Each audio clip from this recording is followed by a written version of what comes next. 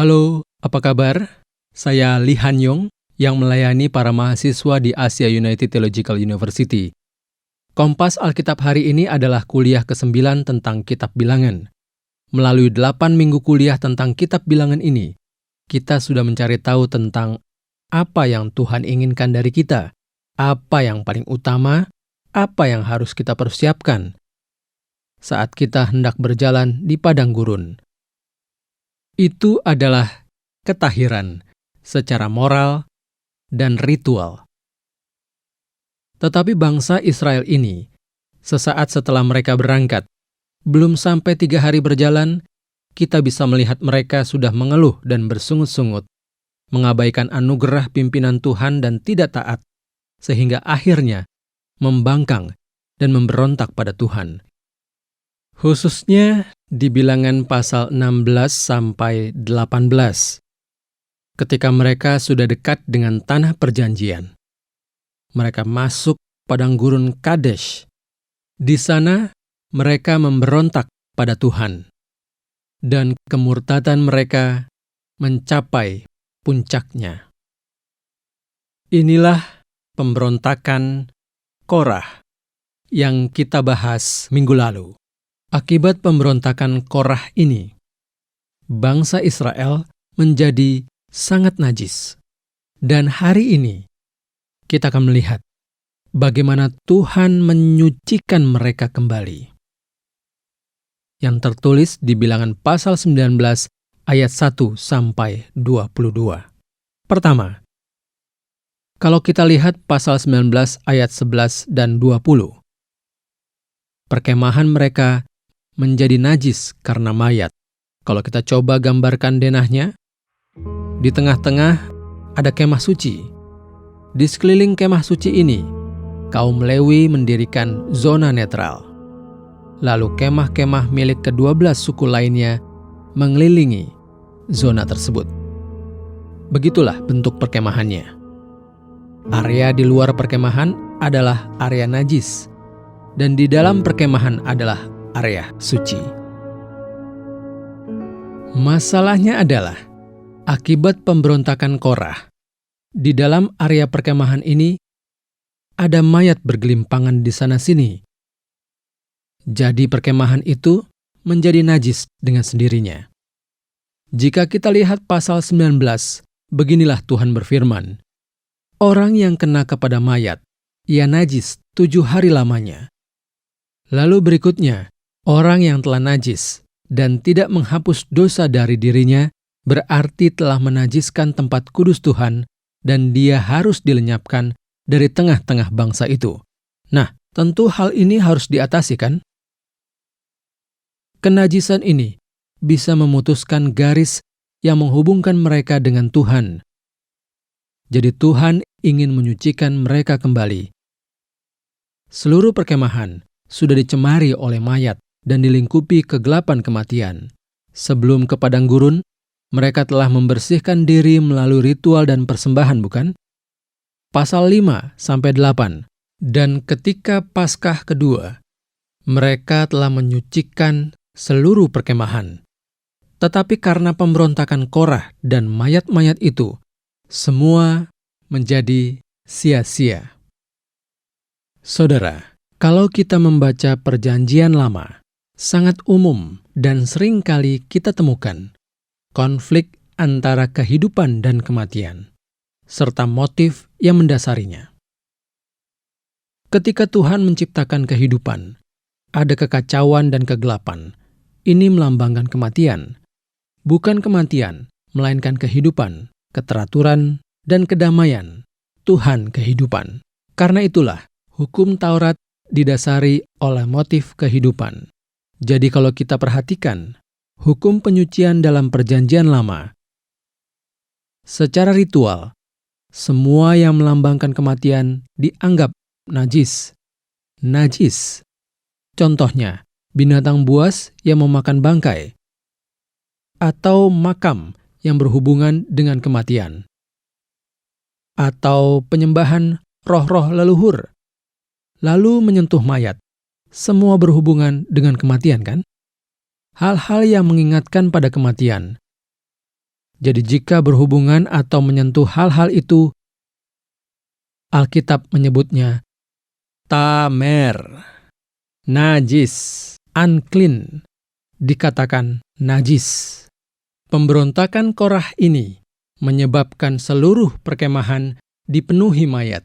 Akibatnya perkemahan menjadi najis. Mengapa? Karena secara simbolis itu bermakna kematian. Tetapi sebenarnya sumber kenajisan itu bukan karena bentuk luar mayat tersebut. Sumber dari keluhan sungut-sungut, pemberontakan, dan kemurtatan mereka itu sebenarnya dari ketamakan dan rasa iri dalam diri mereka. Sebenarnya yang ada di dalam lebih menakutkan. Kita hidup di dunia yang seperti padang gurun ini, dengan percaya Tuhan dan mengikuti pimpinannya. Tetapi sebenarnya jika kita tidak mau menekan hasrat kita, terus membiarkan kerakusan, lalu ketika hal itu tidak berjalan dengan baik, kita jadi frustasi, iri, marah, bahkan hingga saling membunuh. Bisa dikatakan selama berjalan di padang gurun ini, mungkin kita tidak menjadi mayat secara fisik, tetapi mati secara spiritual. Roh Kudus juga tidak bisa berdiam dalam hati kita yang najis.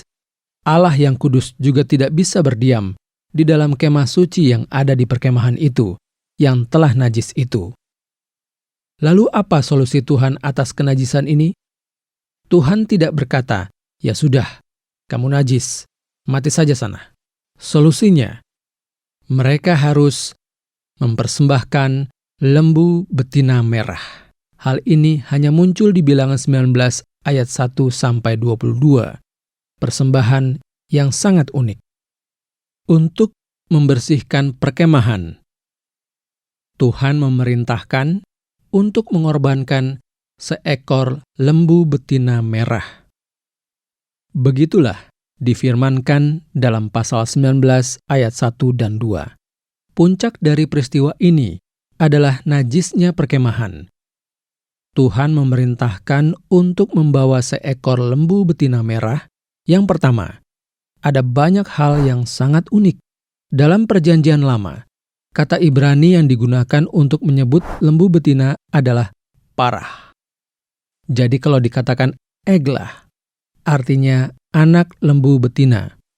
Kata ini beberapa kali muncul di Alkitab. Kejadian 15 ayat 9, Ulangan 11 ayat 3, dan lain-lain. Tetapi dalam bacaan kali ini, dalam Bilangan pasal 19, lembu betina merah itu disebut dengan parah. Saudara, kata par ini, kata par, banyak muncul dalam Perjanjian Lama, banyak disebutkan. Kata par ini artinya anak lembu. Tetapi, karena di sini dikatakan anak lembu betina, untuk menandai bahwa itu betina, di akhir katanya ditambahkan huruf Ibrani he. Jadi kata par menjadi par-a. Di bagian lain, untuk menyebutkan anak lembu betina selalu digunakan kata egla. Tetapi hanya sekali di Bilangan pasal 19 ini digunakan kata par-a. Dari kosakatanya saja sudah tidak biasa ya. Dalam bahasa Latin, hapax legomenon, artinya kita bisa tahu bahwa kata ini hanya muncul satu kali saja dalam seluruh Perjanjian Lama. Hal ini melambangkan hal khusus, yaitu bahwa ritual ini hanya ada di sini dan tidak ditemukan di tempat lain. Inilah fungsi khusus yang dimiliki oleh istilah ini. Ciri khusus yang kedua adalah ketika anak lembu betina ini dikorbankan, mereka harus mempersembahkannya di luar perkemahan. Tadi kita sudah melihat kan, ada perkemahan, luar perkemahan adalah area najis, dan dalamnya adalah area suci. Dan anak lembu betina merah ini seharusnya dipersembahkan oleh Harun sebagai imam besar. Tetapi justru Eleazar menggantikan Harun, sang imam besar, pergi keluar perkemahan dan membakar anak lembu betina merah itu. Pembakaran korban lembu betina merah ini dalam bahasa Ibrani disebut dengan katat.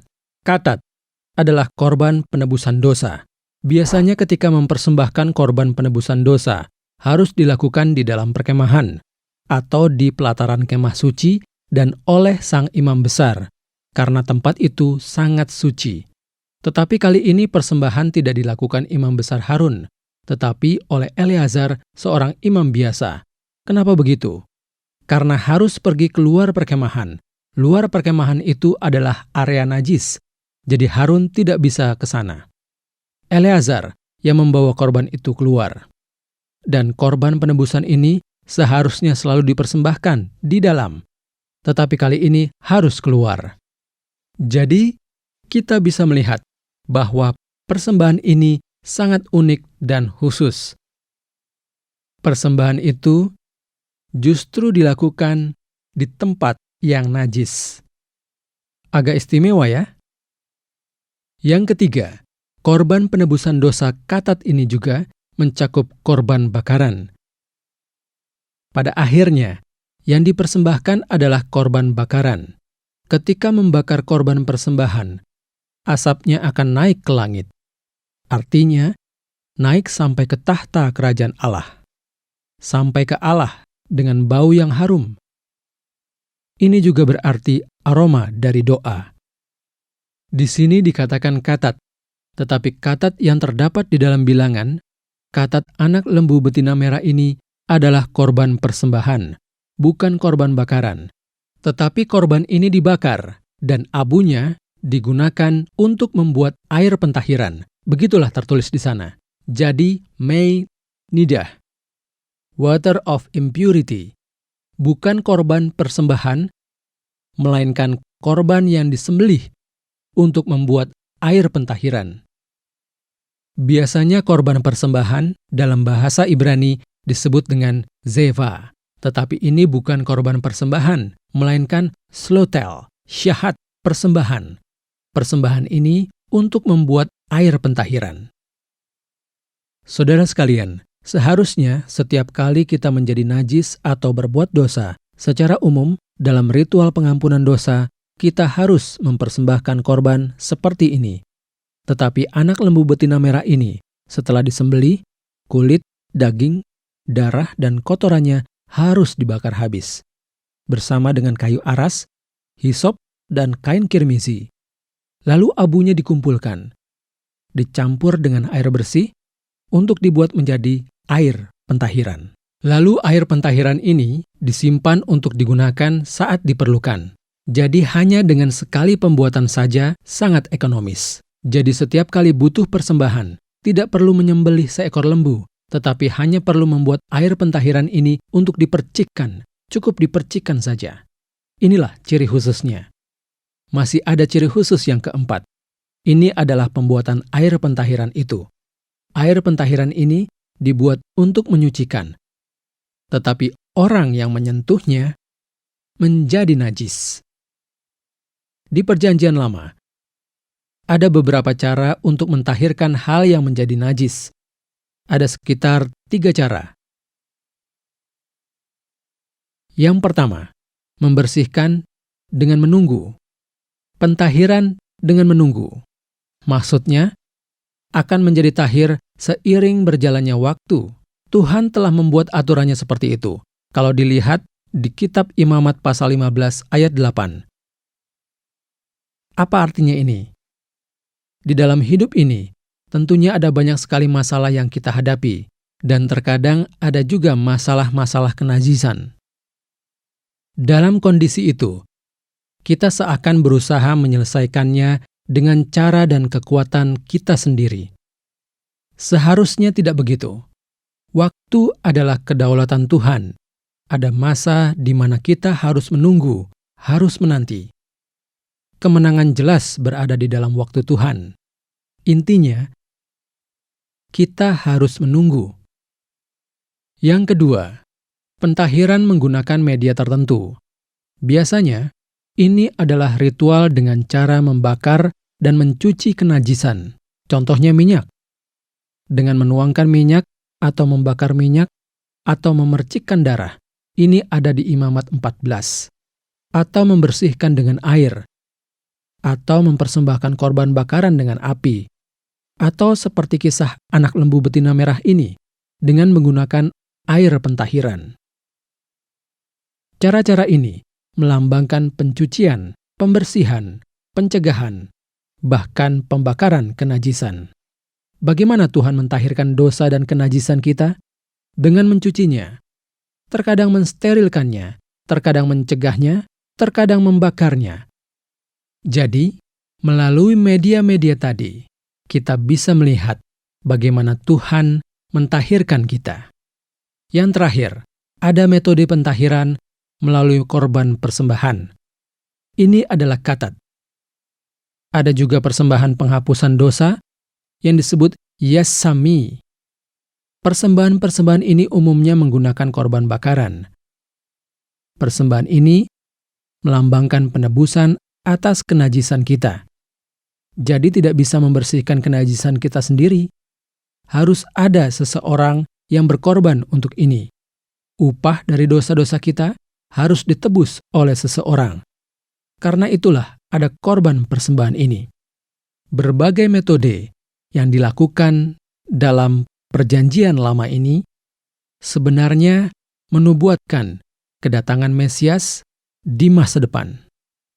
Dan Mesias ini, sosok Mesias ini, kalau kita mempelajari pribadi Mesias, juga karakter Mesias, kita bisa melihat bahwa ketiga metode di atas ada di dalamnya. Kedatangan Mesias adalah waktu yang harus kita tunggu. Berikutnya, Alkitab menyatakan bahwa Mesias adalah orang yang diurapi. Diurapi berarti orang itu menerima panggilan yang besar dari Allah. Dikatakan juga Mesias adalah anak domba yang dikorbankan bagi dosa. Nah, mirip dengan hal ini, ritual pentahiran dengan anak lembu betina merah dalam Bilangan pasal 19 ini, kalau kita perhatikan, ketiga cara pentahiran yang ada di dalam Perjanjian Lama, semuanya unsurnya ada dalam satu ritual pentahiran dengan anak lembu betina merah ini. Lembu betina merah harus dibakar seperti korban bakaran, berarti termasuk korban bakaran, dibakar untuk bisa diambil abunya. Dengan abu itu, dibuatlah air pentahiran. Jadi, dari situ dibuat suatu media pentahiran lagi. Kemudian imam menggunakan air pentahiran itu untuk mengadakan ritual pembersihan. Tetapi seperti telah disebutkan sebelumnya, mereka yang menyentuh air tersebut menjadi najis. Karena itu, setelah air pentahiran ini dibuat, dilakukan ritual pembersihan. Setelah ritual selesai, dia harus mencuci pakaiannya, membasuh badannya, lalu harus menunggu hingga matahari terbenam, tertulis di Bilangan 19 ayat 19. Jadi, pentahiran dengan menunggu ada dalam metode pentahiran anak lembu betina merah ini. Maksud dari menunggu di situ adalah menunggu waktunya Tuhan. Hal yang paling membingungkan di sini adalah semua orang yang membuat air pentahiran dari abu pembakaran lembu betina merah dan menjalankan upacara pentahiran ini justru menjadi najis. Tujuan Tuhan memerintahkan untuk membuat air pentahiran ini supaya dengan air ini seluruh perkemahan bisa ditahirkan. Tetapi imam yang membuat air pentahiran yang menyentuh air ini dalam proses pembuatannya justru menjadi najis. Ini ironis sekali. Saudara sekalian, imam yang mempersembahkan korban lembu betina merah harus membersihkan dan menyucikan dirinya sebelum melakukan hal tersebut. Tetapi dalam proses mempersembahkan, dirinya justru menjadi najis. Oleh karena itu, setelah membuat air pentahiran ini dan melakukan semua upacara pembersihan, dia harus membersihkan dirinya lagi dengan air dan menunggu untuk menjadi tahir lagi. Apa arti dari hal ini? Ada rahasia di dalamnya. Apa rahasia dari anak lembu betina merah yang unik, misterius, dan membingungkan ini? Pertama-tama, karena pemberontakan Korah, kenajisan bangsa Israel mencapai puncaknya sehingga perkemahan mereka tercemar. Ini mengindikasikan kejatuhan total manusia. Perkemahan yang menjadi kotor, menunjukkan hati yang kotor, ya kan? karena sifat dasar manusia sendiri sudah rusak. Jadi meskipun berada di tengah-tengah padang gurun atau di puncak pegunungan sekalipun, kita tidak bisa tidak menjadi najis.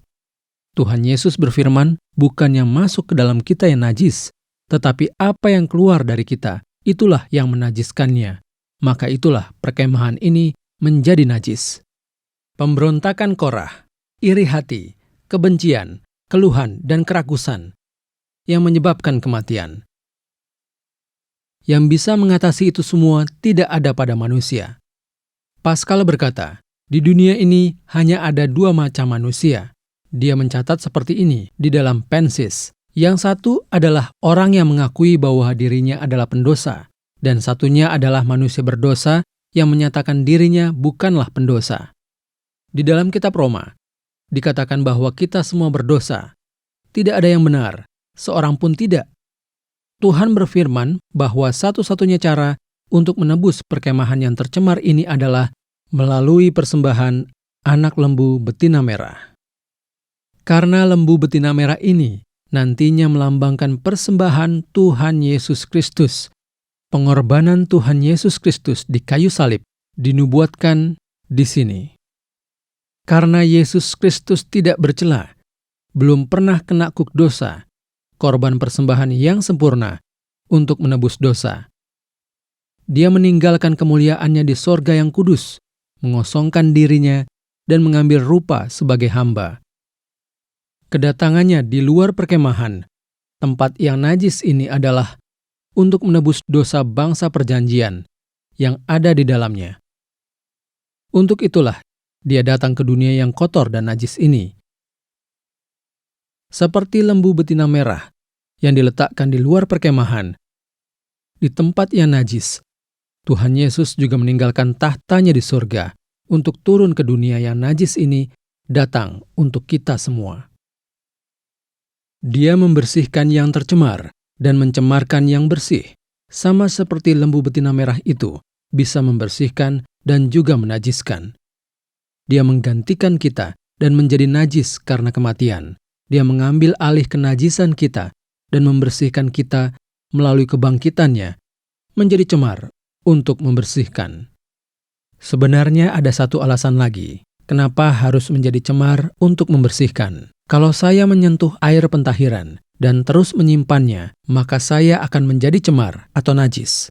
Maksudnya adalah, apabila imam besar terus berada di ruang Maha Kudus, dia akan menjadi najis. Ketika keluar dari ruang Maha Kudus, dia harus melepas pakaiannya dan memakai pakaian lamanya. Jika kita lupa diri, kita bisa saja masuk ke ruang Maha Kudus dan duduk di tempat Tuhan berada. Ada kalanya kita menganggap pikiran kita, imajinasi, dan apa yang kita lihat sebagai firman Tuhan. Jadi, kita memang dibersihkan dan disucikan dengan air pentahiran itu. Tapi kita tidak boleh terus bergantung pada itu dan memilikinya.